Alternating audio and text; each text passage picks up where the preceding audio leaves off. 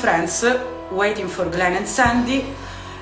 Big merit for Glenn, it's 7:30 in the morning, and to come live with us is waking up so early. So thank you so much, Glenn, for being available for us.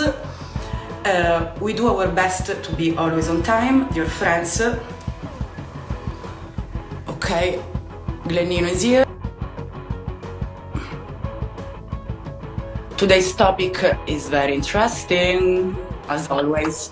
Ciao, Glenn. Hello there. Good morning, my time. It's all good. Good morning. Ciao, Sandy. I missed you guys. Hi, you guys. How are you? You don't look like you just ran out of the shower this time. My hair is still wet. My hair is still wet. It is? Yeah, because Thursday mornings are the mornings that I take off. Amazing. Amazing. They suit you so well, Sandy. What's that? We like this flashy, luminescent style. It's very cool. Oh, well, thank you very much. That was just what happened. Are you back? Where are you now? I'm always in London. I'm not leaving. Guys, you make me feel like I'm traveling all the time, but I'm not. I traveled. I went to the Barry Manilow concert in Florida. Really? How was it? Amazing. And we sat right next to Clive Davis. And like it was such an amazing. Are you a fan of Barry Manilow? Yes. He's 200 years old. He's 200 years old, and he's the best performer I've ever seen. I saw him 1 week ago. That's why I know him, actually. Wait, but the way you said that, you ran into Barry Manilow on a yacht. Yeah. Did you really? Because it didn't sound like you saw him in concert, like you saw him. Yes. No, they told me about him, but I never seen live any concert. Well, listen, you might think I'm jealous, and I might be a little bit, but if I had the choice to say hello to the man on a boat or be at his concert, he's such a great performer. He's so, oh my God. Glenn, are you a fan at all of Barry Manilow? I've seen him twice. On a boat? Why do you like him so much as a on a bicycle? Sandy? But yes, he has the it. He has the sparkle. He's present. You know what? It's everything we talk about. He's present. And right now, he's got a voice range. This is going to sound mean, but I love him. He's got a voice range of about 3 notes, and he does them well, but it doesn't matter because he's present and he shows up and he interacts and oh, he can tell a story. And like his heart, it just, Francesca, it's everything you teach. It's so very little about being a great singer, and it's so everything else about being present and about, you know what, can I start with a scientific study they did about Okay. Not so scientific, Sandy, please. I'm joking. Barry Manilow devotes to heart cells, but okay. Wasn't planning this, but this is a perfect time to teach this. They did a study where they took live heart cells. So if you take just one cell of a heart out of a heart and you put it on the wax paper, it's alive, it beats, okay? And if you take a second different heart cell, it also beats, but they're different rhythms, right? They each just beat to their own rhythm. When you put them together, they will either beat exactly together or in a specific rhythm together. Now, put that aside and listen to this. You play guitar, Glenn, right? Mm-hmm. I don't play guitar, but the strings have letters. Is there a D? Is there a D string? A D string? Okay, all right. So if you pluck the D string on a guitar and there's another guitar sitting by itself on the other side of the room, the D string will vibrate.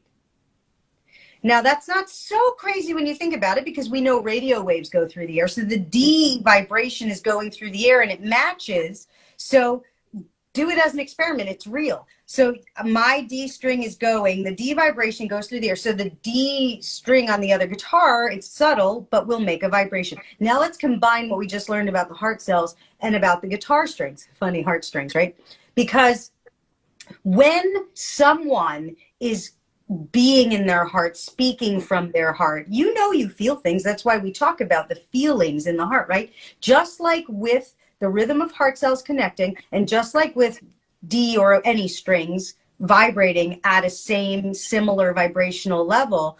When a person is on stage and they are completely coming from their heart, it literally creates a heart vibration for those around them, which is why we love live performances when they're done right. True.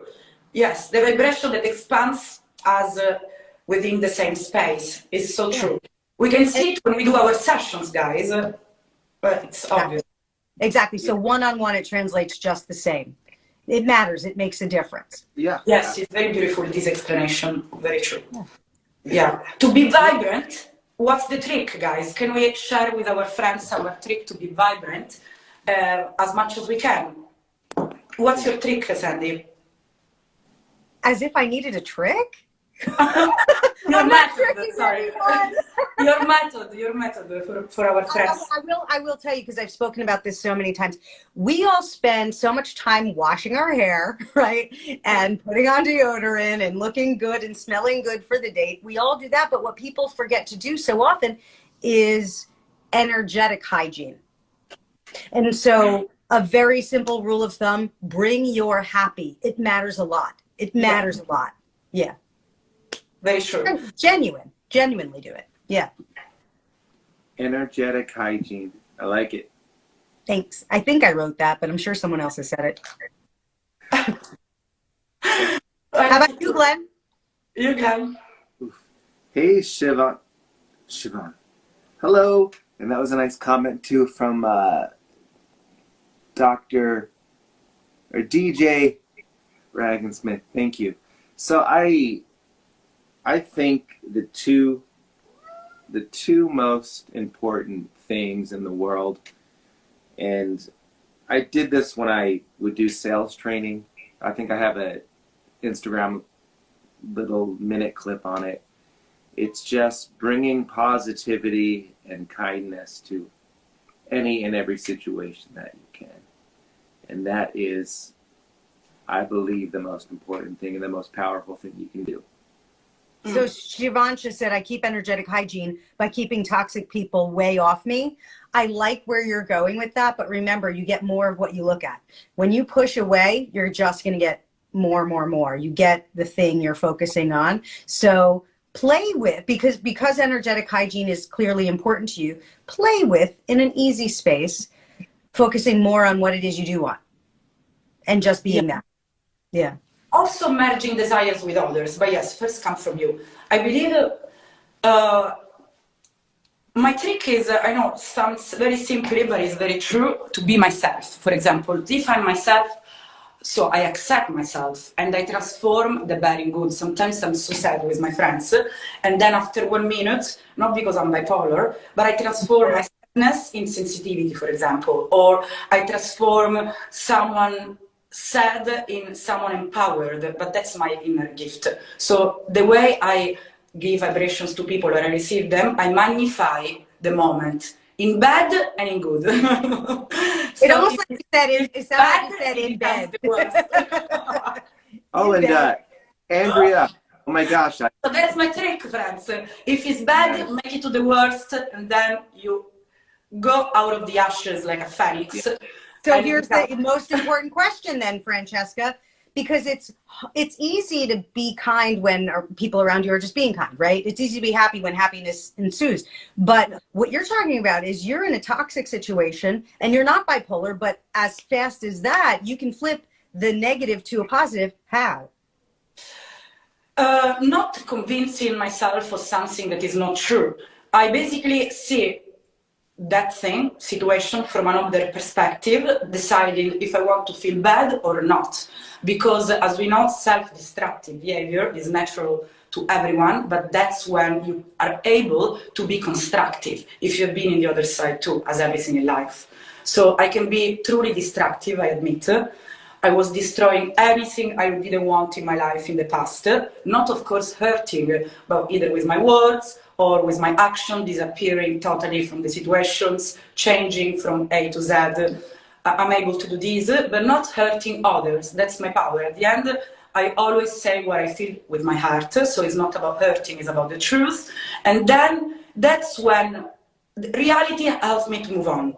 So the reality of the fact, for example, I am sad. The reality is, okay, I'm being a victim now.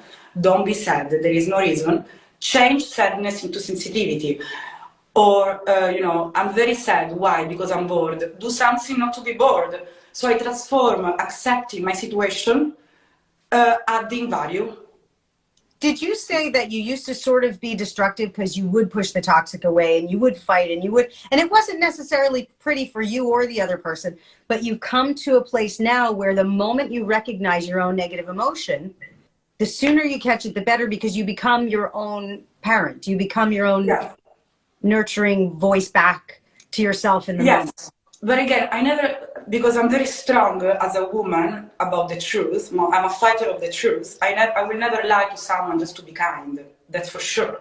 I always say there is a way of saying things. So what I transformed along my experience is not my being of being myself. I transformed the way I was myself. And it took getting it wrong to get it right. And you've forgiven yourself for anything that you think you did wrong. Like there's no shame around what you did. It got you. No shame at all. Zero shame. I never feel shame, actually. Never. I love that. Because when people say, oh, that person is shameless, it's like saying that person is God-fearing. You should not be. You should not have shame. Never. You should be shameless. Yeah. And in my opinion, you shouldn't fear God. Right? Yeah, I admit also it's very important to be shameless about not, if you hurt someone, you should be shamed. You should feel shame, because that's what you don't expect to receive from others. So there is shame and shame. Shame also helps you to feel, a bit guilty, to also improve yourself. Again, not feeling guilty, but being aware that is not the right thing to do. So there is shame and shame. Shame sometimes can also bring you into the sensitivity that you need. So it depends. Glenn? Well, that's a big topic, right? So a lot of people hold on to some sense of shame, self-resentment, guilt, and it is important to unpack that on many levels and let go of it. But it's a simple concept, and the simplest concepts aren't always the easiest concepts, right? Especially when people have done a lot of self-destruction in their life and moving through that. And one thing I remind people a lot is we would love to be able to learn our life lessons without having to have had the negative experiences that we had to have to teach us those lessons. But life doesn't work that way. We have to have those experiences in order to get the lessons from them. And that's one of the challenging parts of life, right? Let me ask the obvious question then. Does it mean that it is absolutely required to suffer in order to grow? What would you say? Well, I believe so.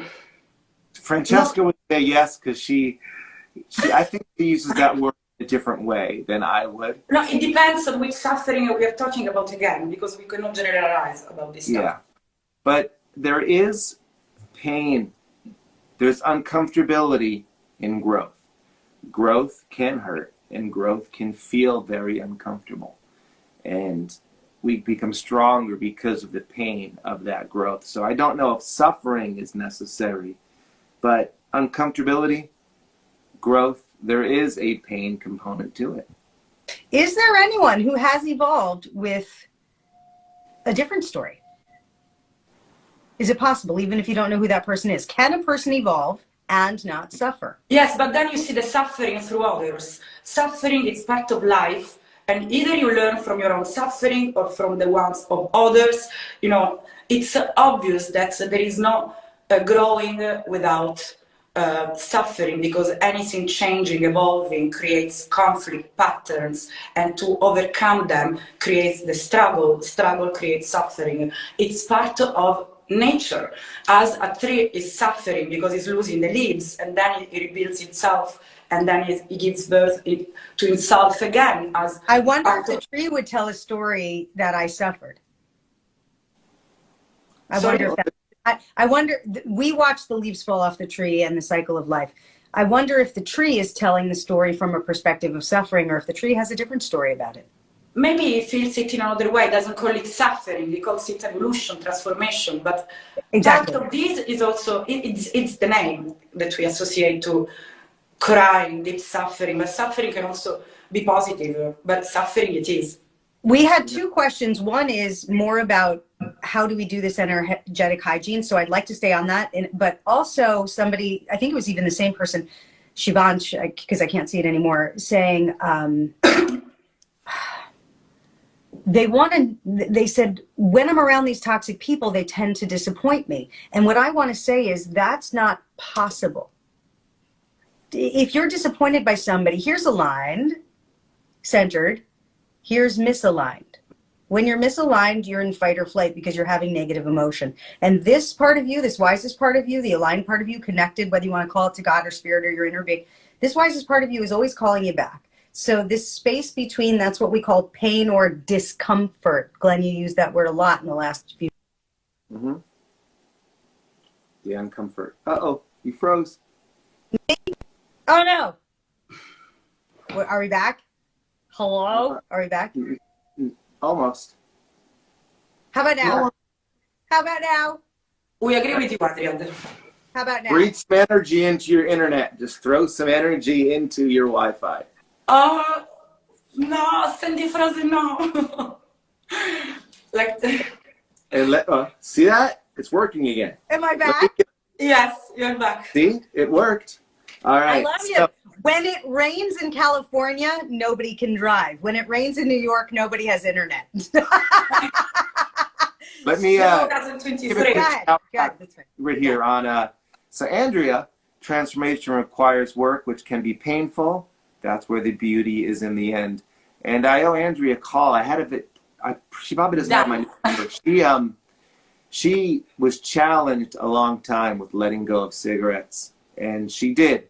We worked together, and she kicked that nasty habit, and her life is much better now because of it.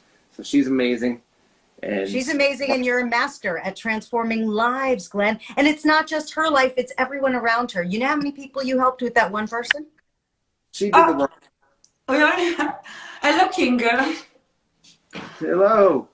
Hello. Are you there? No. Goodbye. Oh, he must be in a rainy place, too. Yeah. All right. So, quick finishing of the sentence before I got frozen in time. It's good that we got frozen because now it puts a real bookmark on what we were talking about, because this is so important. Toxic people disappoint me is the message that we got. That is not possible. If you're disappointed by somebody, you're leaning on them to hold you up. It means if they're toxic, they're here, they're not here. And if you're leaning on them, you lean, you push away. You lean, you fall down. You stay here and nobody can disappoint you. That's the biggest lesson of life, really. We can truly reach it even when we are old. It's very hard, Sandy, because we are, as human beings, we adapt and we exchange without even recognizing the energy. So you truly have to be so strong. You have to be living so many experiences to be able to do this, that only truly a traveler of the world is able to do this. So then the argument would be, then forget it. I'm just going to not be a traveler of the world, and I'm not going to have experiences because I don't want to grow, right? So nobody's going to do that. Everybody not so work. Let me give you an example of when somebody told me I was the toxic person, because whenever we think of toxic people, in our mind, we're the good one and the other ones are the toxic ones, correct? I was the toxic one. I was the toxic one in this story. It's a friend of mine who happens to be in London. You might know her. You probably saw her on a boat next to Barry Manilow. So we were very, very, very good friends. And she did some things for me that were really wonderful, helpful, and generous. My God, I can never pay her back. She's really, wow, what she's done for me. Anyway, so we had some email exchanges, and then I said a thing, and she said, "How dare you say that to me?" And I was like, what is she even talking about? I didn't even, I had to go back, and I was like, what's going on here? Anyway, so she took something I said very wrong. Now, I'm a person who stays here, and people think standing up for yourself means defending. Like, I need you to understand me because but that's, when we need somebody to hear us, that's not standing up for ourselves, that's coming down. I stay standing. Okay, so I will not defend. There's nothing to defend. I will clarify. So I said, oh, okay, you took this and you made it mean that. No, that's not what I meant. And so she wrote, I'm not defending, right? Just clarify, right? She says back to me, no one can mean anything other than what I said. So now you're mean and you're a liar. And it just keeps going on. She didn't talk to me for years. We were supposed to go on a safari for our 50th birthdays. So now years go by and it's a few months before our 50th was coming up. And I thought, gosh, I think I'm not going to Africa. The moment I thought it, I got an email from her. Weird, right? And it had been years. So she wrote to me and she said, I miss you. And I'm so sorry. This dumb thing that you did really ruined our friendship. If you would just say you're sorry, we could really move on. And Francesca, you talk all the time about don't ever lie. Don't ever, pretend. I won't either. Only authentic. So I said, literally, with love, I want nothing more than to be friends with you. But sorry is an emotion, and it's not the emotion I'm feeling because my intentions were never bad. I do accept that that's how you took it. I do accept that's how you took it. I see that's how you took it. But it's definitely never what I meant. Why is that? She won't talk to me because I won't. She won't talk to me because I won't apologize. Yeah. And so with love, okay, any day of my life, when we're 96 years old, if she comes to me and says, now let's go on a safari, I'd say, let's go.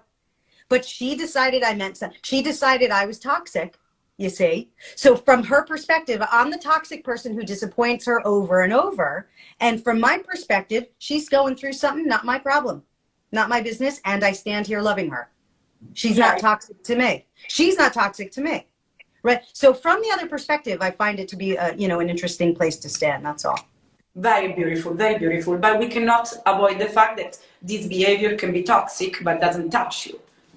Right. I like comment here. I like toxic people or test to see if you have really grown. That can definitely, I've seen that be true in my life many times. And when you stop tolerating it, it stops testing you. But it's interesting how that pops up at certain times in your life. And the other comment is, yes, you are in Malaysia. It is possible to have a hypnosis session with me.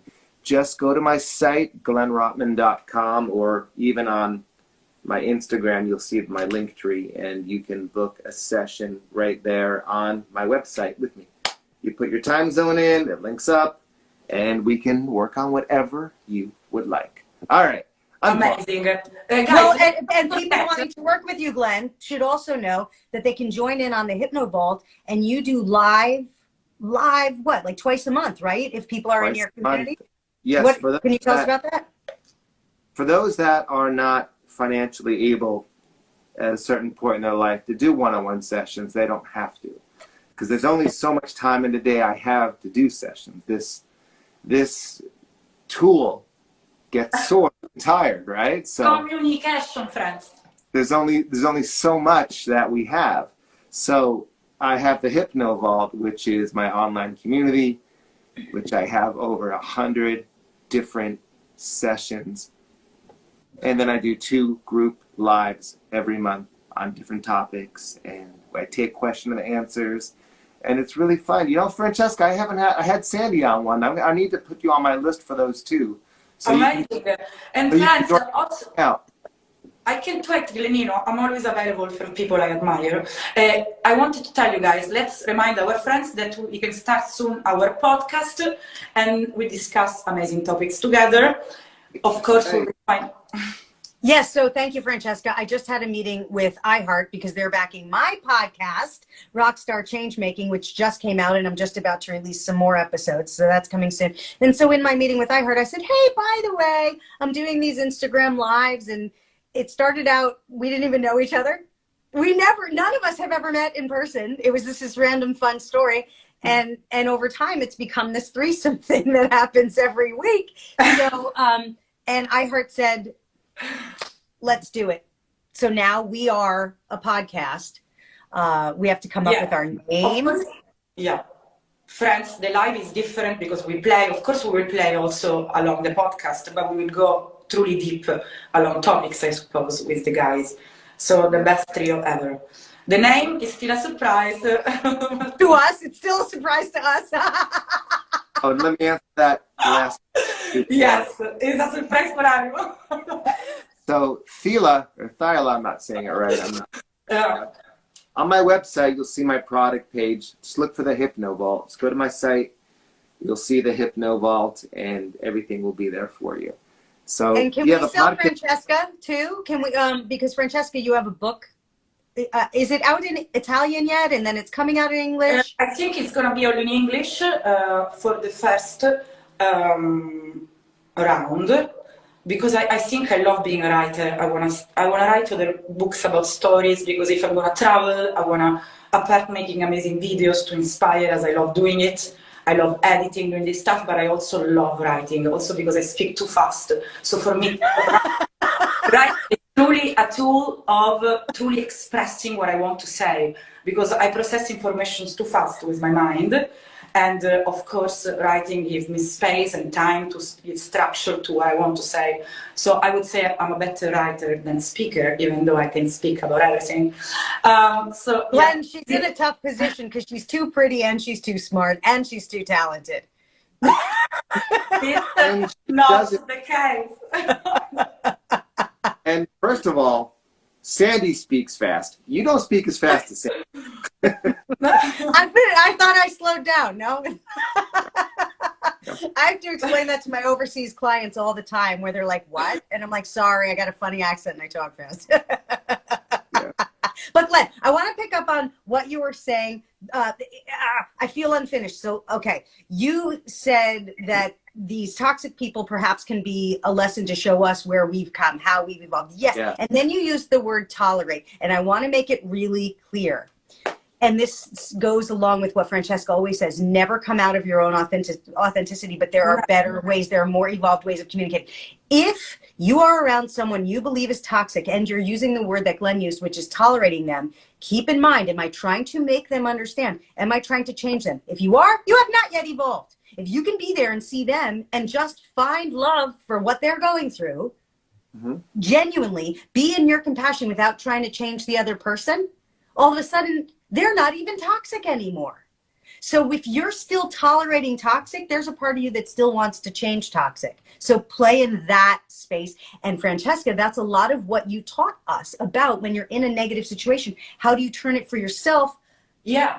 Energetically, hygienic, positive, because you have no choice but to drop into your own compassion. And when you do, they're no longer toxic. So you can't be in a bad mood. Because nothing's taking you down. Done. Yeah. And you cannot truly be so wise and understand if you've not been toxic. I've been toxic too.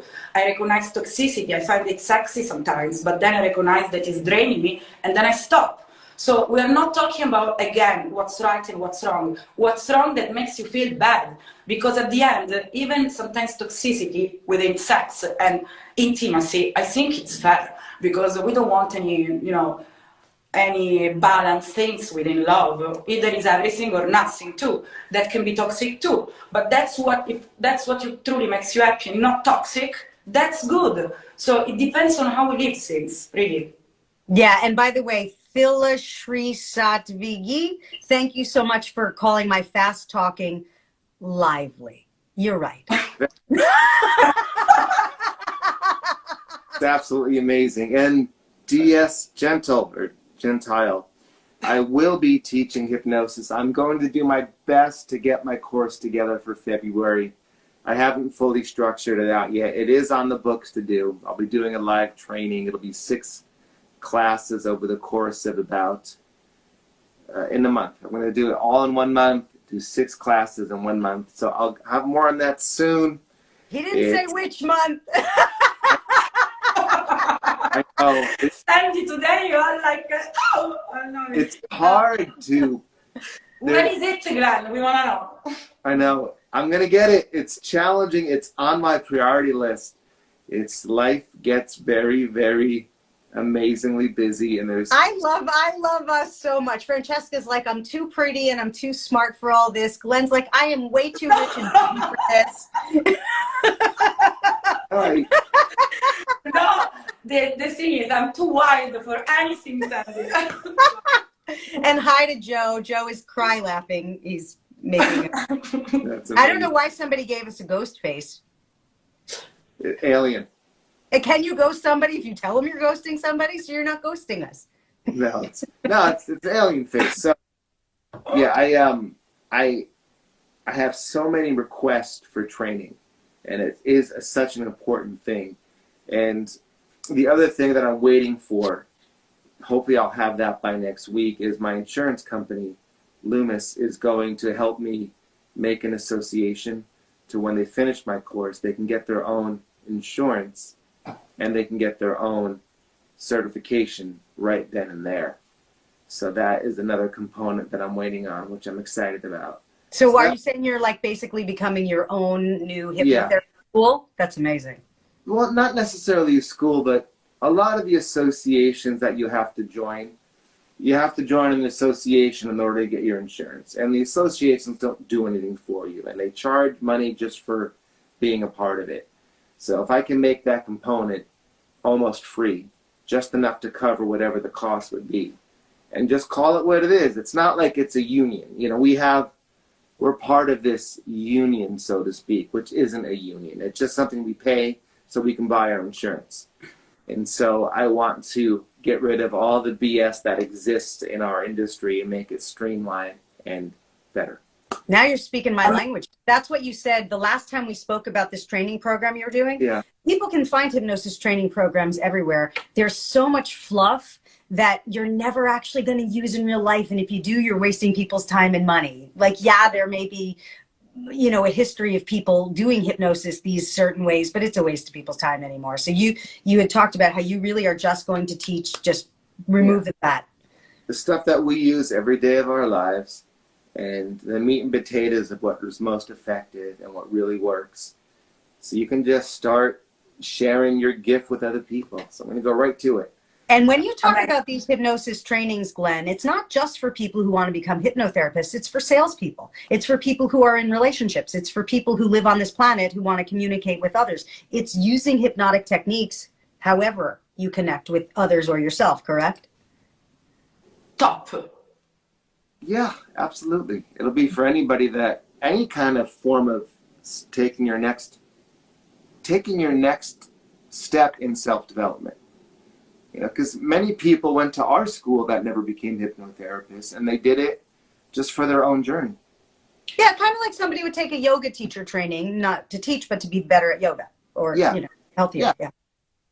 Exactly. Also, Glenn, it's an amazing way of people wanting to heal themselves, and then if you heal yourself, you can heal others. This is an amazing cycle of life. You cannot be a healer if you have not been having patterns in the past. So it's a way also of giving a promotion for new opportunities of job to people. Yeah, absolutely. Yes, I'm excited. It is a priority. It's just, it's challenging to balance everything right now. So I'm going to Florida next weekend, and to tape the promo for the seminars, and I'm really excited. And then I have 2 people coming, and I'm going to tape a snake phobia cure and a vaping cure on stage. I'm going to do that live, and it's going to be really, really fun. So there's going to be some Wait, fun. where are you getting a snake? Oh, well, you're in Florida. Never mind. Yeah. We're in Florida.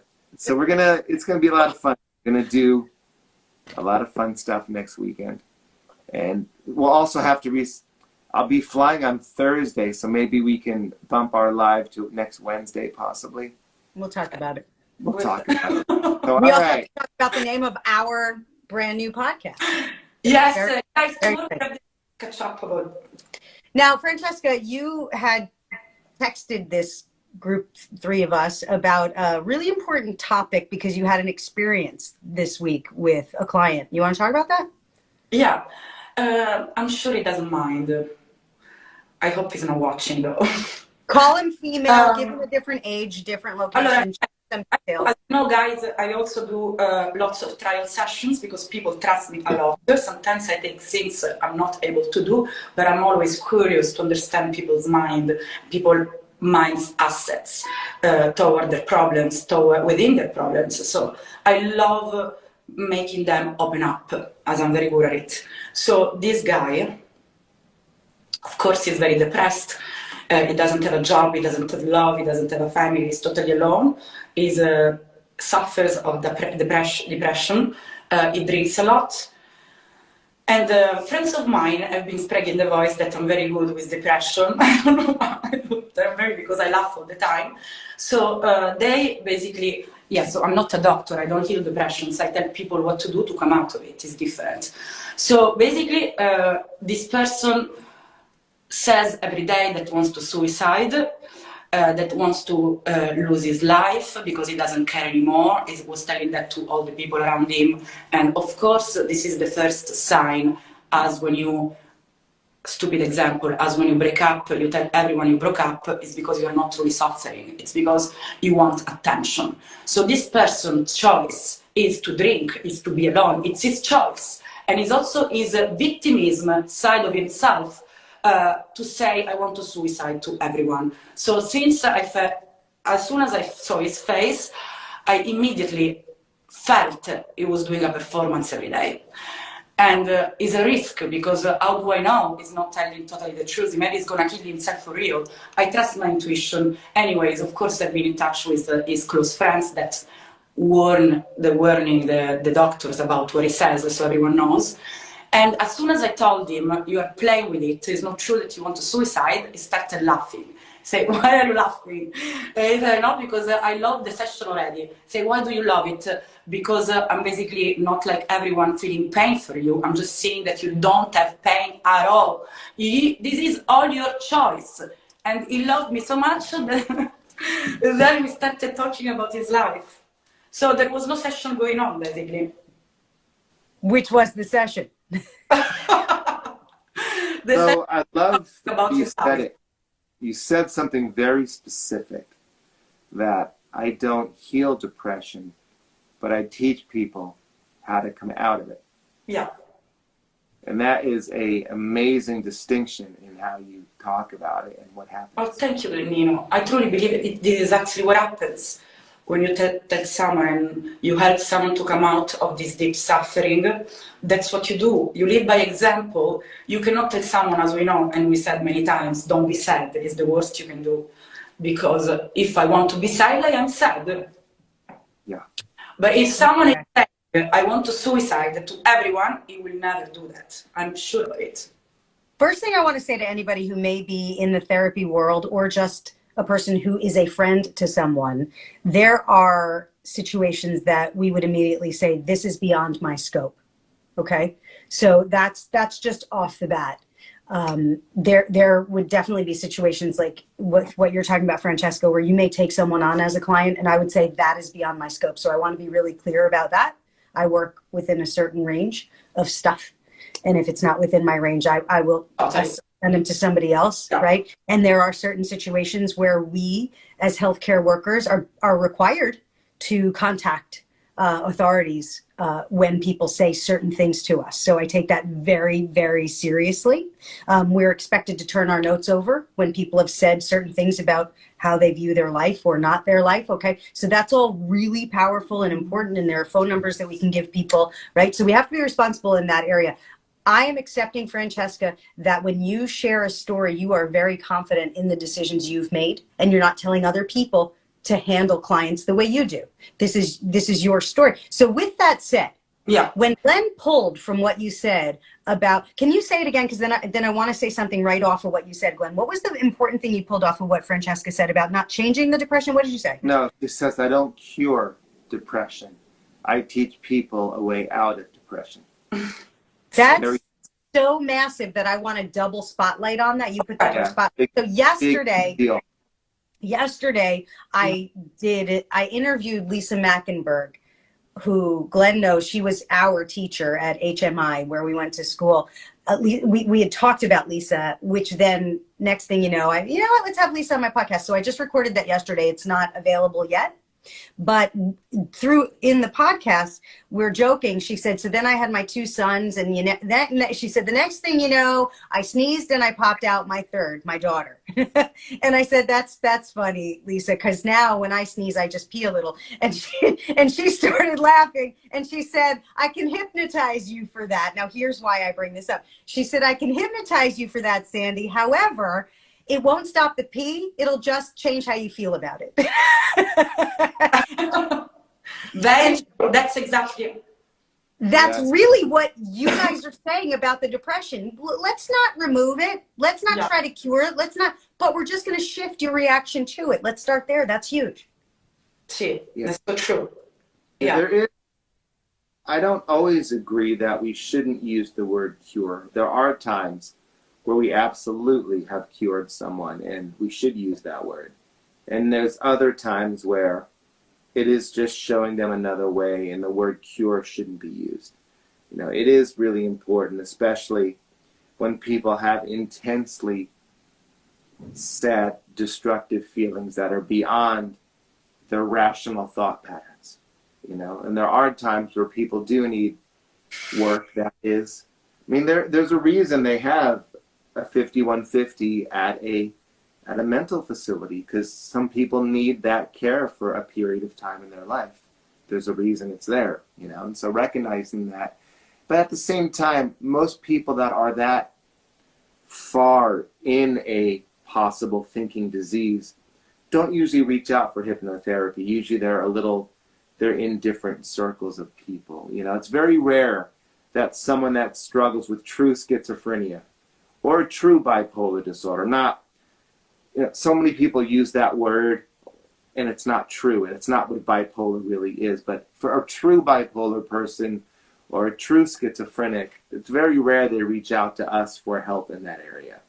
I do cross paths with them within some of the places that I do work at, and that's in a facility, and they're under supervision of medical doctors. So in that case, I have free reign to do whatever I like to do because they're being watched and cared for. And Len, you know what, you made me so curious to ask right now, because you work in rehab centers with people who have these kinds of issues in a concentrated place. I'm so curious to know, since this hypnosis training that you're about to start, you said, I'm cutting the fluff, I'm cutting the fat, and I'm teaching the stuff that just really works with people. We're not wasting anybody's time. I'm so interested in knowing, you came from an educational background in hypnotherapy, which is therapeutic. Then you went to the facilities knowing the limited amount that you knew. And then through real life experience, working with people who need a lot of help right here, right now, you changed your approach. I am so interested in knowing, what is it that you thought before and what changed because you have real life experience working with people in rehab centers? I don't know if I can answer that in one specific way. It's I really, what taught me the most about working with people in these areas was doing the 12 steps in Al-Anon, which are the same 12 steps almost as in AA. Understanding that world really helped me understand working in and with recovery in those areas. And I think it really, for me, it was that, you know. And what also changes is, as a therapist, what we do, especially with hypnotherapy, you, Francesca, as well, when somebody comes to you, you want to fix it quickly as possible. One session done. Let's get this over with. Let's move on with your life. So if there's one thing that did change for me, in these particular centers, that's not the approach. The approach is to give them a positive, grounding experience that they can use to rebuild their life with, and for me to be a part of it. So getting rid of the mentality of, I'm here to fix everybody, I can do anything with this gift that we have, letting go of that, because when it comes to fears and phobias, Sandy, that is our approach with people. Let's do this now. We can do this right now. Are you ready? This is going to be gone the next time you open your eyes. Hold this snake. You can hold the snake. You can let go of the cigarette. You can not vape. You can do so many amazing things. But when it comes to these type of things, it's a building process. And even if I could cure a heroin addiction on the spot, if I could cure an opioid addiction on the spot, it would leave them almost crippled because they don't have the tools to live without that addiction yet. So that, I think, is what I learned, is that I'm a part of a team, and it's not just the all-powerful hypnotist walking in. It's just give them an experience, give them some tools, start building upon it. And that is the approach in that way. Does that make sense? Amazing. That's so amazing. And I have a partner who has, you know, said it's okay to share. Who, my partner is 11 years sober and has taught me so much from AA. And I've been to a few of the AA meetings to see her speak. And there is such a strong foundation of my work that has come from AA, which works for all people all of the time. Those steps are amazing. And I'll give you a quick story. I had a mom from the Upper East Side came to me to quit smoking. That's a one and done, right? Those are easy. And after hearing what she had to say, I said, listen, here's the thing. I'm not going to hypnotize you to quit smoking today. You can take your money back and go to another hypnotherapist. I'd be doing you a disservice. Sure, I could hypnotize you. You go a little while without smoking, but it's not going to be permanent for you. Not if we do it today. Because smoking is your only FU to the world. It's the only thing that represents your freedom, according to her story and what she's going through. And it's just like what you said, Glenn. If we pull that heroin away today, they're going to fall down and crack. They're going to break, right? So I said to her, I said, we need to look at some of these other things in your life. It's not going to take long. But once we do that, smoking, that's going to be easy. It's just going to happen on its own. 3 weeks, she said, I've decided to move back to Kansas, where I came from. You know, she was in the Daddy Warbucks world here. I decided to move back to the farm. And oh, by the way, I quit smoking. And it was never, it just, we had to work on other things. And that's exactly what you're talking about. You have to give them solid foundation first. And when we work with clients, cool experiences where I have taken withdrawal symptoms away, and that was a trip. That was really cool, where I got rid of their withdrawal symptoms, and their whole recovery experience was very different. So those things, we can do some special, there are some things we can do that aren't really explainable in that way. But the tools that are required when you have patterns of such deep addiction in your mind, that's a rebuilding process, and it's okay. I think that's the thing I had to accept and know, that it's okay that it's a rebuilding process in our lives. You know, our issues weren't created in one day. And it's okay that we rebuild over a period of time and grow. That's what my lessons were. You know? That's really, really helpful. I hope people got that. I hope people stayed and paid attention to what you just said, Glenn. Because I get that, because in the Hypno Vault, I have over 100 sessions. People say, can I do more than one session a day? And I say, absolutely not. I said, that's exactly what I tell them, that you didn't make your problems in one day. You don't need to have this anxiety to fix everything in life in one moment, right? Let's pick one thing you want to grow on, reinforce that, and then when you feel that shift, let's move to something else. And let's go from there, because that anxiety, if you're going to approach healing yourself with the same anxiety you feel in the space you're in, you're going to create more of that anxiety in your life. So it is a process. Right? So there you go. Those are my wisdom for today. Now, baby, my words. Oh, that was, if that's the only thing we did today, it was amazing. So thank you, Glenn. And Francesca, this was an important topic. Sorry, Sandy. You can hear me now? Can you hear me now? Yeah. Okay. Yeah. This was such an important topic for you, because I know you had expressed to us outside of this that you had such a powerful session. So can we go in and get everything we can possibly get from what inspired you to share? Which session? The session with the guy who was really depressed. Okay. So what was it about that was so... Live, actually. You know what? I will ask him. Okay. I will ask him from live.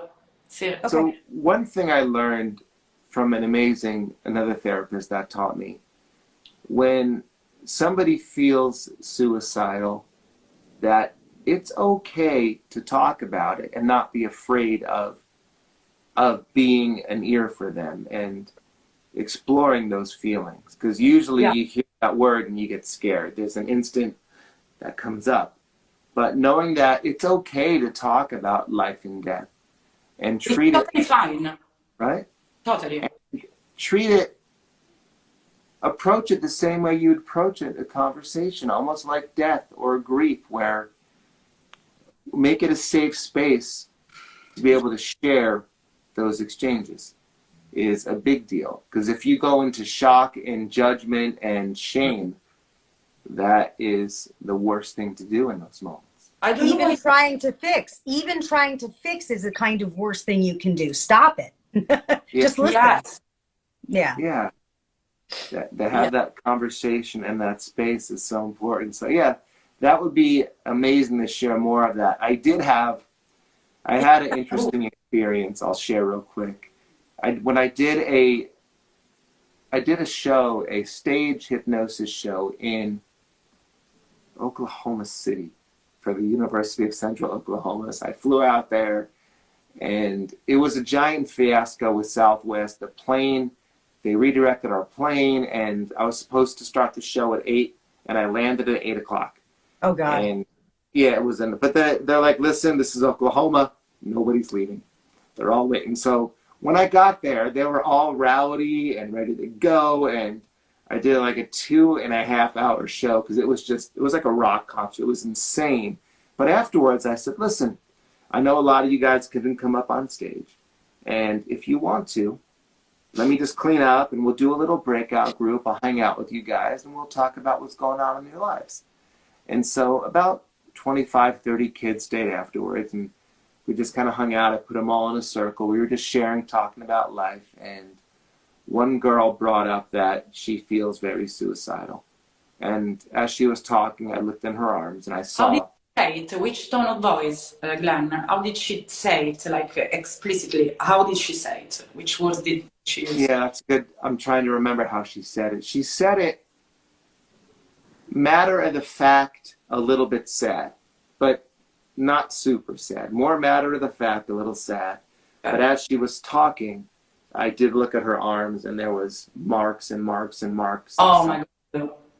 So I knew it was real, and at that point, she asked if I could work with her, and because I was doing a group meditation, and I had a pretty big decision to make. If I were to reject her in that moment and not let her be a part of the group, that would be the worst thing to do. And then to say that I could cure her could also be a bad thing. And so it was really, I was thinking on my feet, and I said, listen, I'll let you stay on this group in one condition, and only one condition.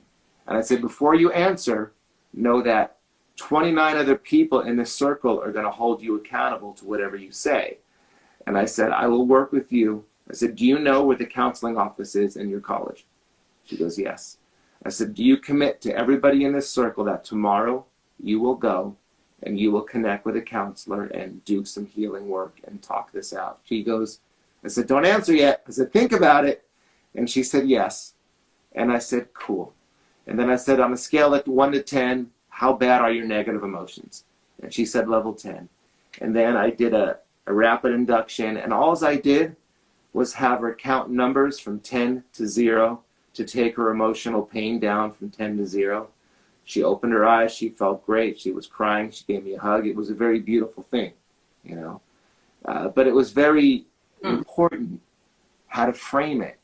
And I never talked about the suicidal aspect of it. I just talked about lowering the strength of the negative emotions she was feeling. And so that's really important in the work that we do. It's sometimes we can treat the symptoms, but we're not really treating the cause. We leave the cause for the medical professional. We leave the cause for the doctor. But we treat the symptoms of those strong emotions. We treat the symptoms of an unfulfilled life. We treat the symptoms of showing them another way to be, guiding them out of it. But it's never treating the actual diagnosis of what needs to be left to a medical professional. Yeah, that's why being a holistic coach is so magical, because you see beyond. You don't just the facts and make someone feel sick. Exactly. Yeah. Glenn, I'd love to know that you can go back to this recording and pull what you just said and put it on YouTube, and I hope 40 million people see it, because it's not just therapists who need to hear it. It's anybody who is a friend to someone. It's anyone who is a friend to someone. Don't try to cure it. Don't try to fix it. Don't try to convince them of anything. Hold a space like you just did. Therapist, sure, but even as a friend, what you just did was compassionate.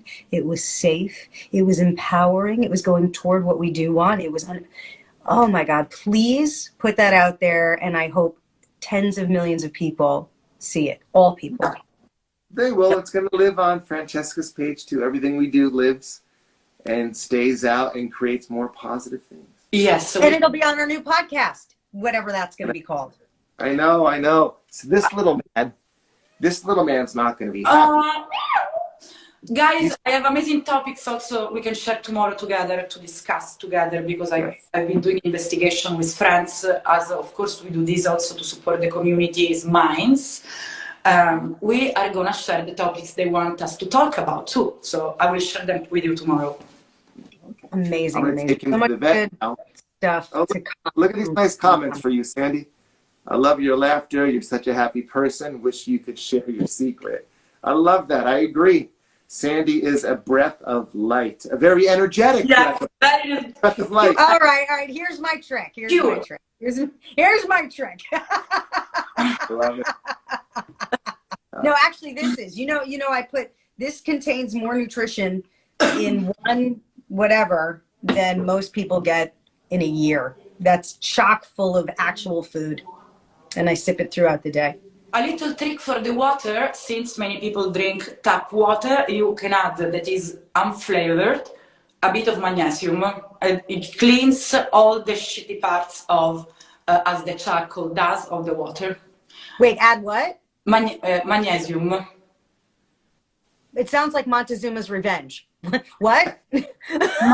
Magnesium in powder, of course. Can you spell it? Because I have no idea what you Magnesium, sorry. Magnesium! Everyone understands me apart from you guys. So, magnesium, sorry. Listen, my only other language is Pig Latin, so yes. You win. Anyways, you sparkle a bit of powder in your everyday body. Magnesium, somebody wrote, yeah. Yes. And it does the trick. Nice. Amazing. Well, I'm going to... Okay, now it's gone. Guys, I'm ready. So, he's going to go to the vet and get his teeth cleaned, so he doesn't know what he's in for yet, the poor guy. They're going to put him to sleep. He's going to be sick. I leave there, but... What's his name? Onyx, my little man. He's my little man.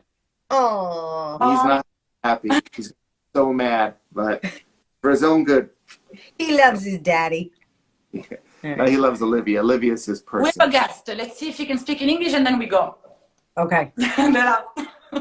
All right. So it's too late. we will see you all next week. We'll figure out our time next week. Okay. Yeah, I think Francesca just put somebody on. Is there somebody coming who might speak English? Oh. There we go. Yeah. All right, and then we'll say goodbye. Okay. Hey, hello. This is Shivangi from India. Oh, you're the one who said so many nice things to me. You're my favorite person. Is there? We cannot. Sounds like there's a. Just a second.